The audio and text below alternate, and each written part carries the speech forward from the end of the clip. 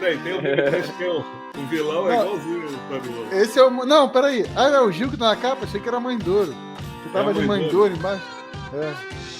Então, temos o Ed, um ponto de partida aqui da live aqui de algum dos milhares de casos que a gente vai trocar uma ideia aqui. Temos Mãe Douro no Nordeste. Uma curiosidade, a gente vai trocando a ideia aqui sobre. Cara, eu, assim, por esse nome não, né?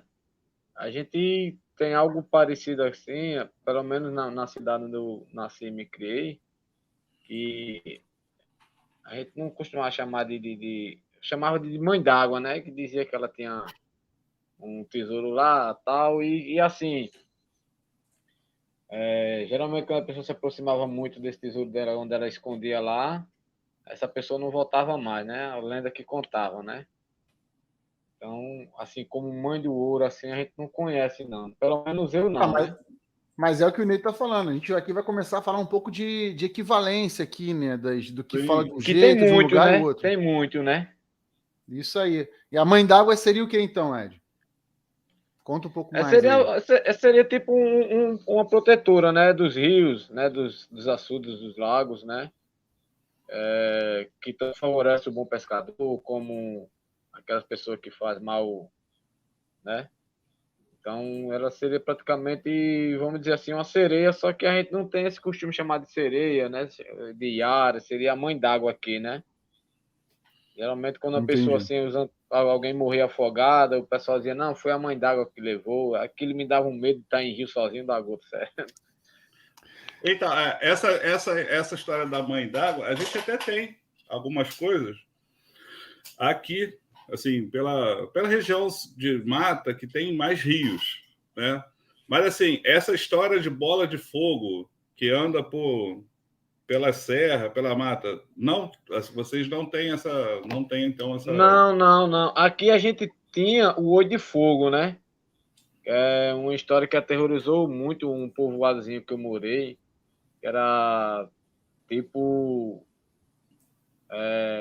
dois olhos assim de fogo mesmo, do aparelho de fogo, né? Que nos interiores antigamente praticamente não existia carro, né? Ou era bicicleta ou era pé. As casas sempre afastadas, tal. Então o povo tinha o costume, quando anoitecia, vamos na casa de fulano.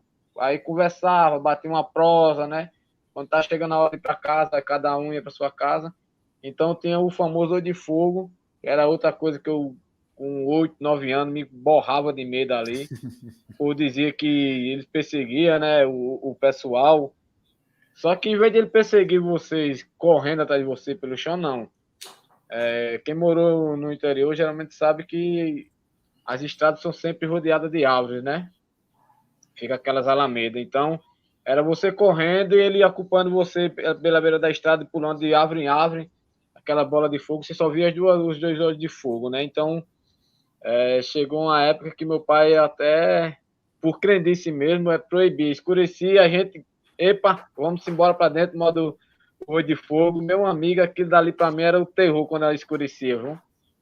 Passei praticamente minha infância toda morando na zona rural, em sítio, em mato.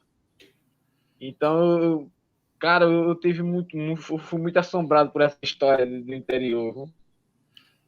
Então, isso aí é interessante, porque para a gente ver que coisas diferentes acontecem. Até aqui, ó, o Evilásio,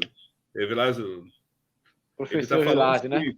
Aqui chamamos de tocha, né? E realmente existe.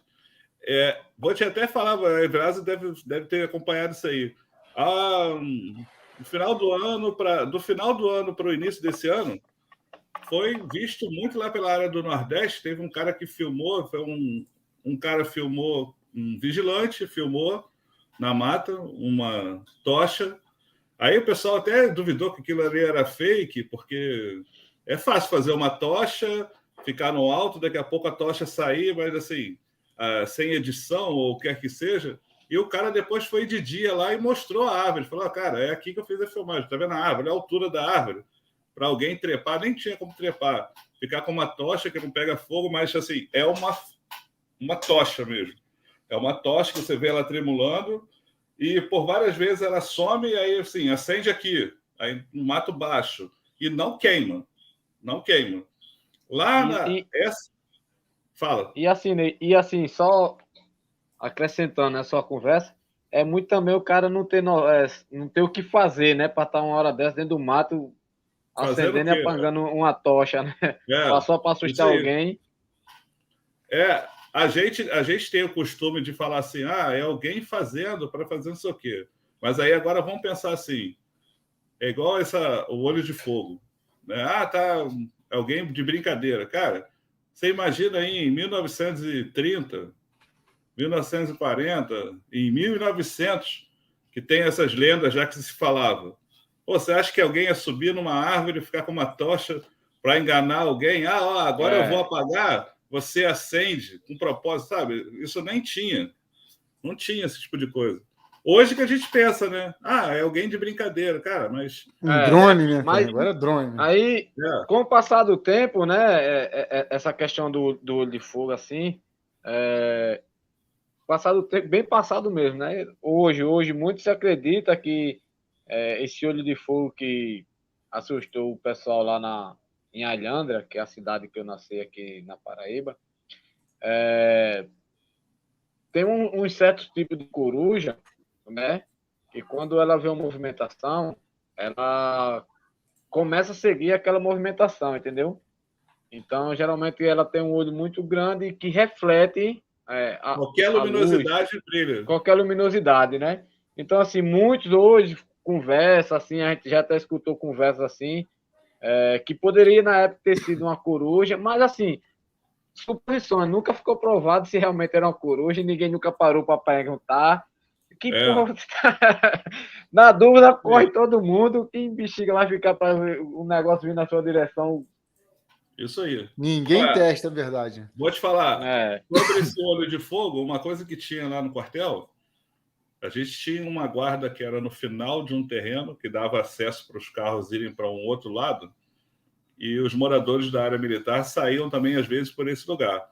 Então, a gente ficava numa guarita que era assim, de 4 andares, ela era lá em cima. Então, ficava lá em cima tomando conta, com 2 holofotes, um para cada lado. A gente patrulhava a mata, porque para ninguém entrar na área militar.